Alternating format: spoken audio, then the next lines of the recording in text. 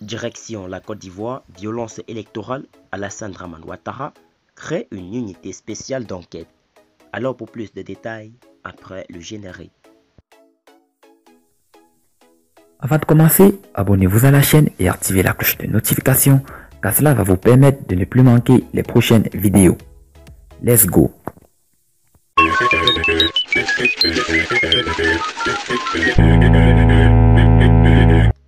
En vue d'élucider les événements qui ont conduit aux violences électorales en Côte d'Ivoire, Alassane Ouattara vient de créer une unité spéciale d'enquête placée sous l'autorité du procureur Ado Richard.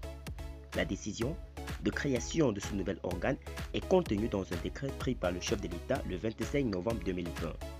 Violence électorale, bientôt des enquêtes. Alassane Ouattara veut faire la lumière sur les violences électorales survenues dans son pays.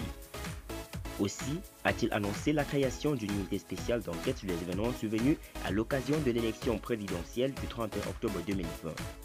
Selon le décret portant la création de ce nouvel organe, l'unité spéciale aura pour mission d'enquêter sur les crimes et délits commis avant, pendant et après l'élection présidentielle du 31 octobre 2020.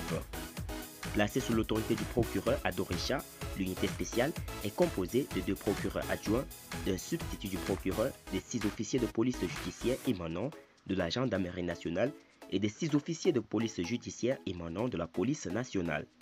Il faut savoir que dans l'accomplissement de leur mission, les membres de l'unité spéciale d'enquête sont appuyés par des éléments de force de défense et de sécurité émanant de la police nationale et de la gendarmerie nationale.